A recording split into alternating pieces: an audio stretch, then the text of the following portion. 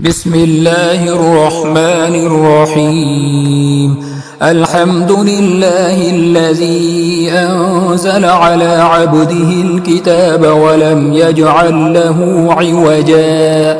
قيما لينذر بأسا شديدا من لدنه ويبشر المؤمنين الذين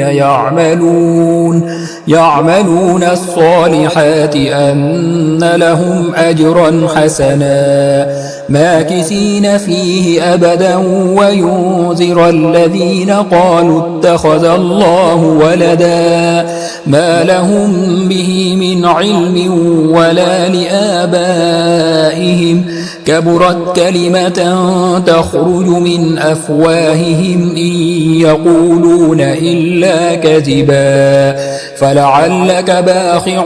نفسك على آثارهم إن لم يؤمنوا بهذا الحديث أسفا إنا جعلنا ما على الأرض زينة لها لنبلوهم أيهم أحسن عملا وإنا لجاعلون ما عليها صعيدا جرزا أم حسبت أن أصحاب الكهف والرقيم كانوا من آياتنا عجبا إذ أوى الفتية إلى الكهف فقالوا ربنا آتنا من لدنك رحمة وهيئ لنا من أمرنا رشدا فضربنا على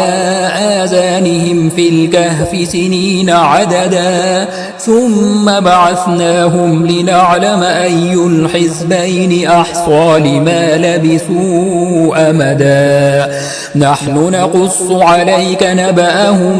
بالحق إنهم فتية آمنوا بربهم وزدناهم هدى وربطنا على قلوبهم إذ قاموا فقالوا ربنا رب السماوات والأرض لن ندعو من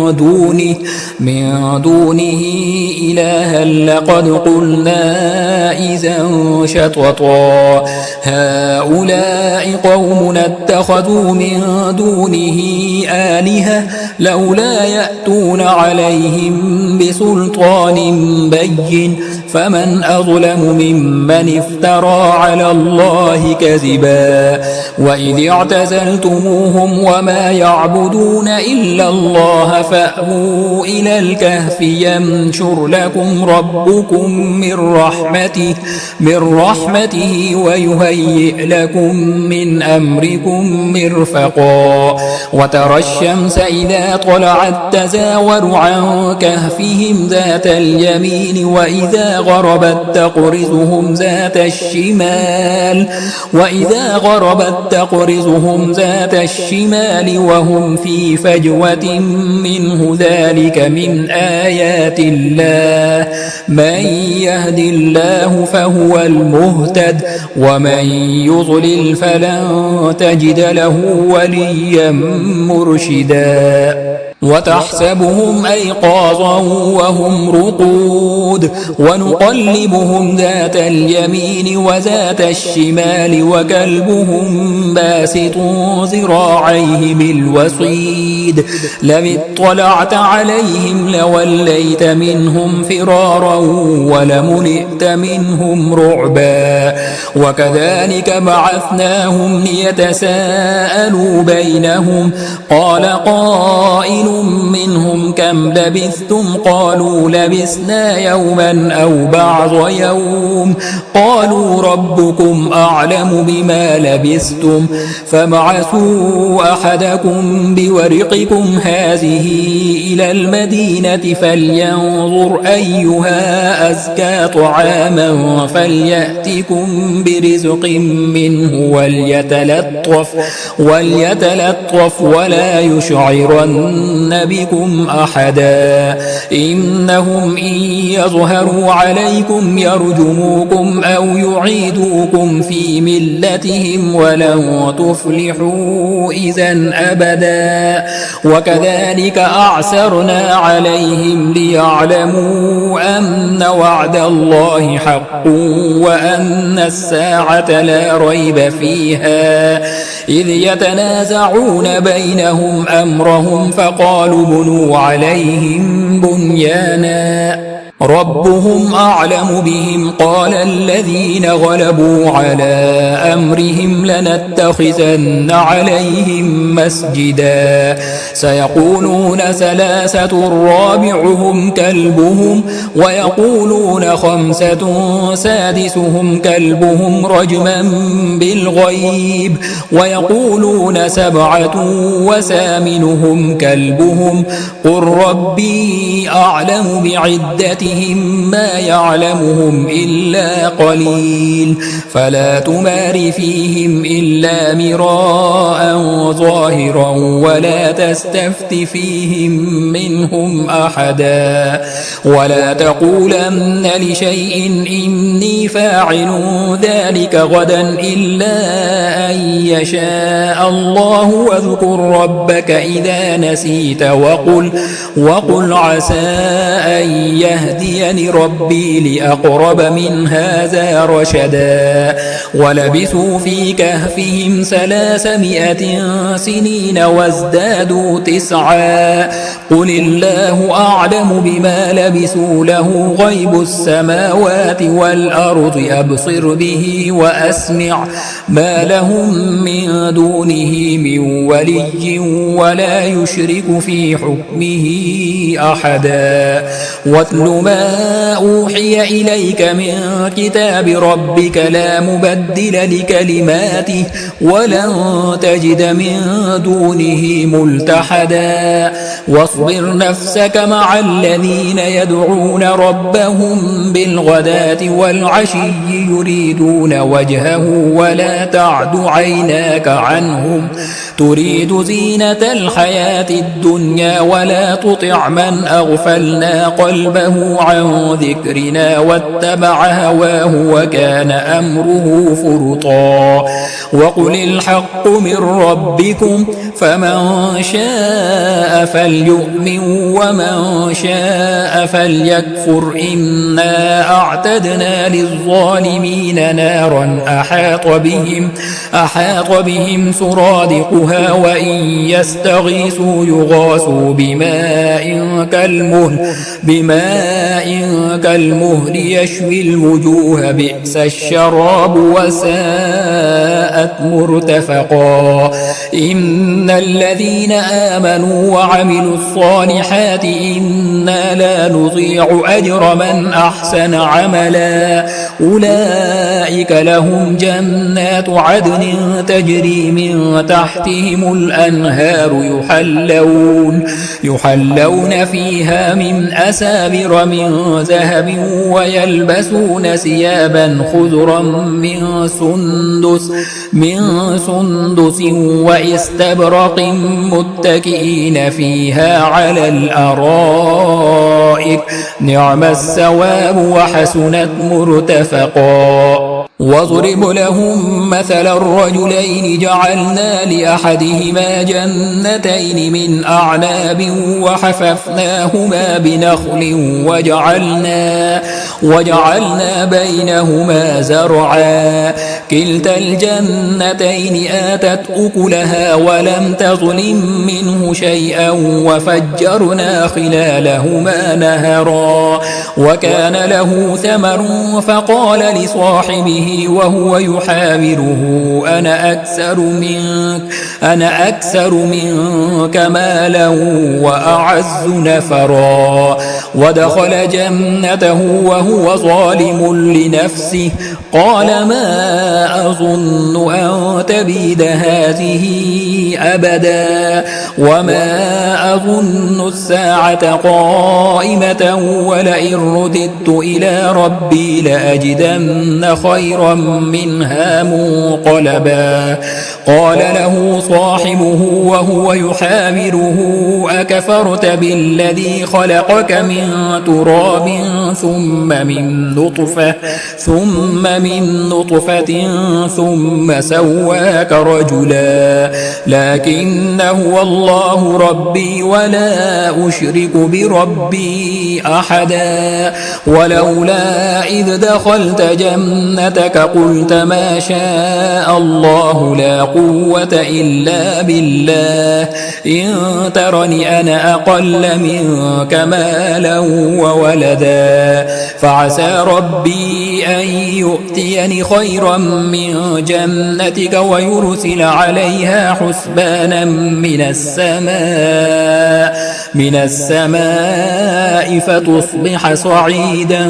زلقا أو يصبح ماؤها غورا فلن تستطيع له طلبا وأحيط بثمره فأصبح يقلب كفيه على ما أنفق فيها وهي خاوية على عروشها ويقول يا ليتني لم أشرك بربي أحدا ولم تكن له فئة ينصرونه من دون الله وما كان منتصرا هنالك الولاية لله الحق هو خير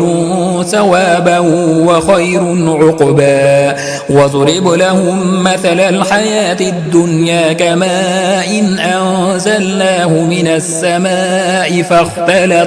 فاختلط به نبات الأرض فأصبح هشيما تذروه الرياح وكان الله على كل شيء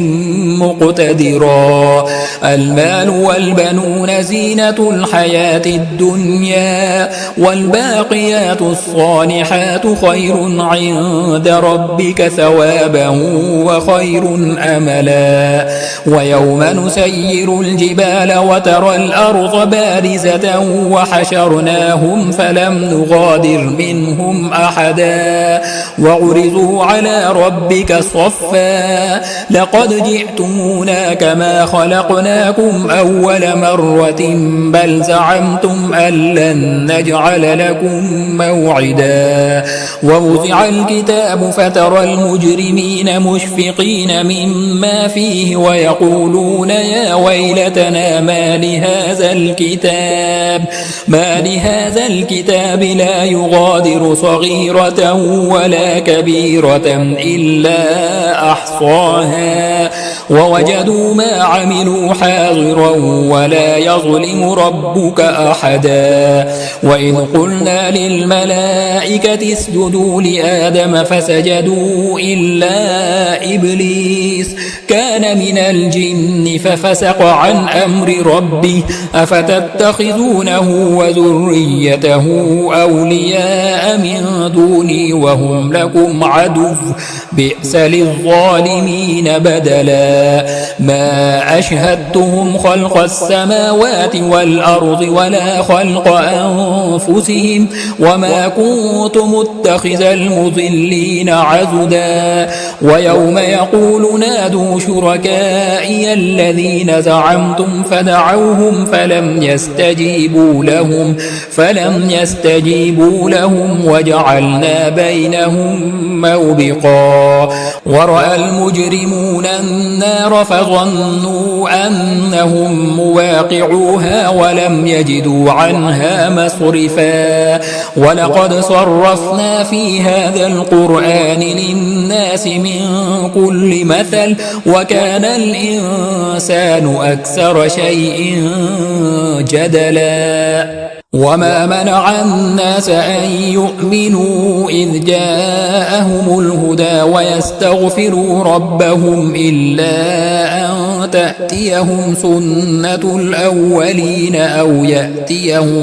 أو يأتيهم العذاب قبلا وما نرسل المرسلين إلا مبشرين ومنذرين ويجادل الذين كفروا بالباطل ليدحضوا به الحق واتخذوا آياتي وما أنذروا هزوا ومن أظلم ممن ذكر بآيات ربه فأعرض عنها ونسي ما قدمت يداه إنا جعلنا على قلوبهم أكنة أن يفقهوه وفي آذانهم وقرا وإن تدعهم إلى الهدى فلن يهتدوا إذا أبدا وربك الغفور ذو الرحمة لو يؤاخذهم بما كسبوا لعجل لهم العذاب بل لهم موعد لن يجدوا من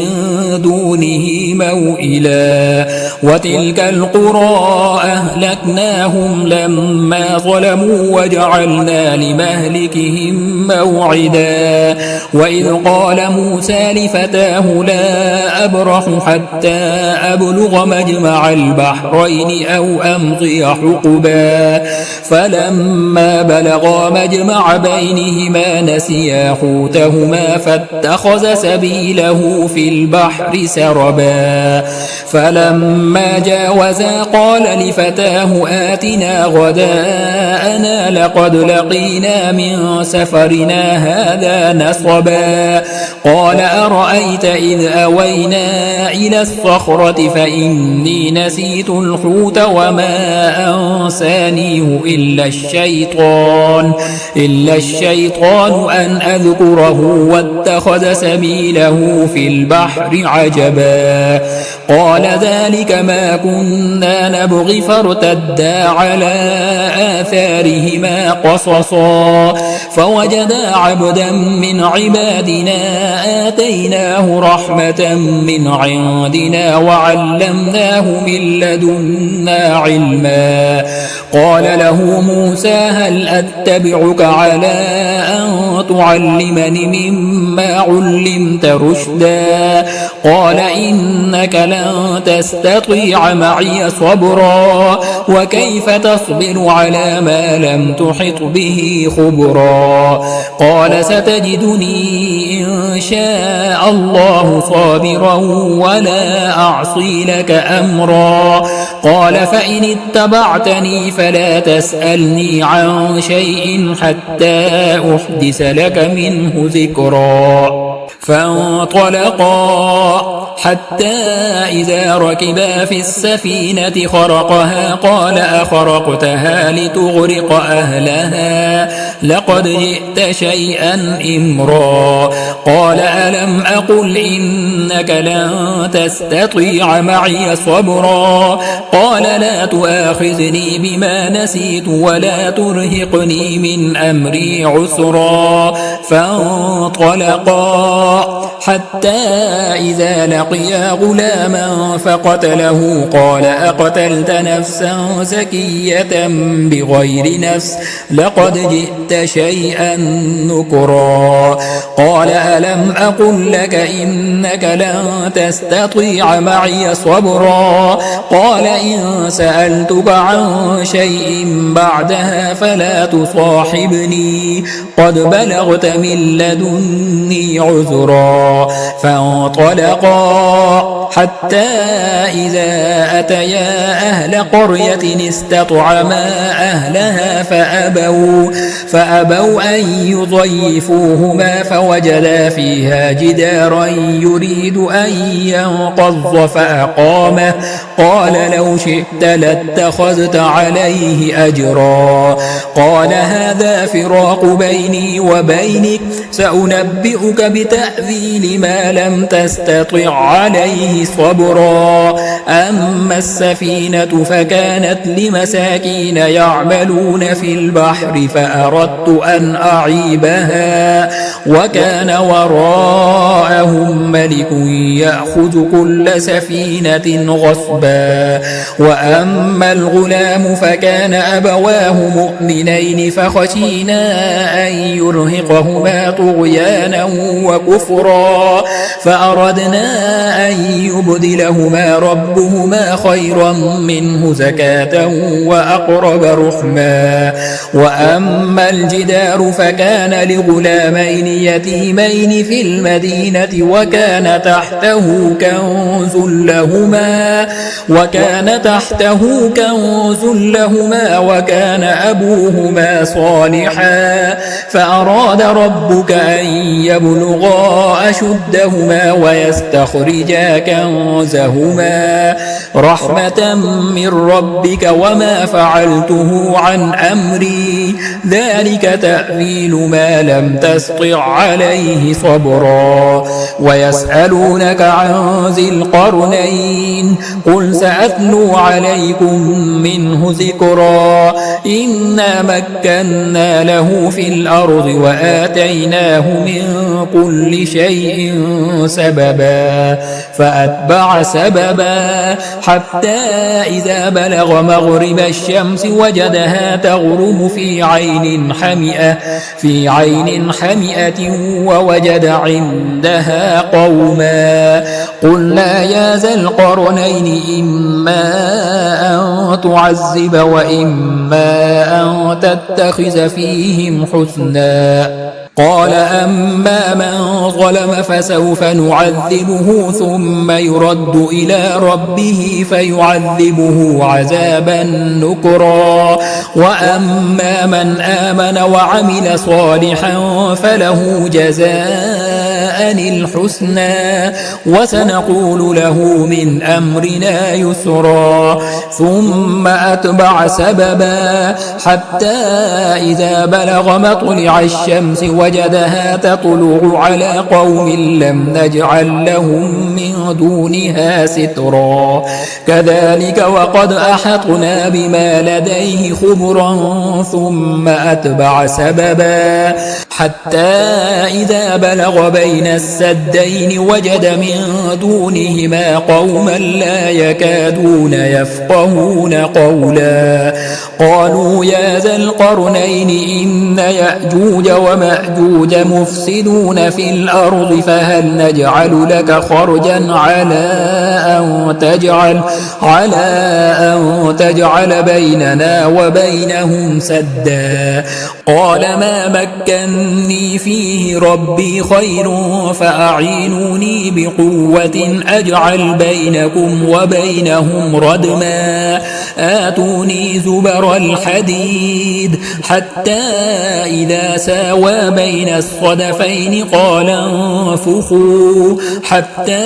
إذا جعله نارا قال آتوني أفرغ عليه قطرا فما استطاعوا أن يظهروه وما استطاعوا له نقبا قال هذا رحمة من ربي فإذا جاء وعد ربي جعله دكاء وكان وعد ربي حقا وتركنا بعضهم يومئذ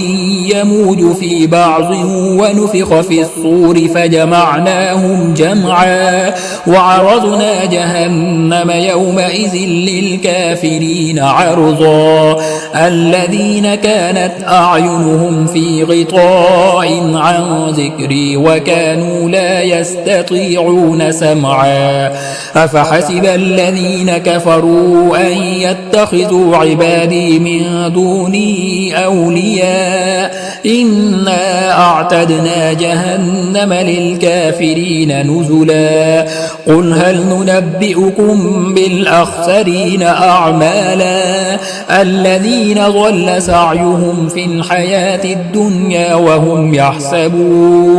وهم يحسبون أنهم يحسنون صنعا أولئك الذين كفروا بآيات ربهم ولقائه فحبطت أعمالهم فلا نقيم لهم يوم القيامة وزنا ذلك جزاؤهم جهنم بما كفروا واتخذوا آياتي ورسلي هزوا إن الذين آمنوا وعملوا الصالحات كانت لهم جنات الفردوس نزلا خالدين فيها لا يبغون عنها حولا قل لو كان البحر مدادا لكلمات ربي لنفد البحر قبل أن تنفد كلمات ربي ولو جئنا بمثله مددا قل إنما أنا بشر مثلكم يوحى إلي أنما إلهكم إله واحد فمن كان يرجو لقاء ربه فليعمل عملا صالحا ولا يشرك بعبادة ربه أحدا.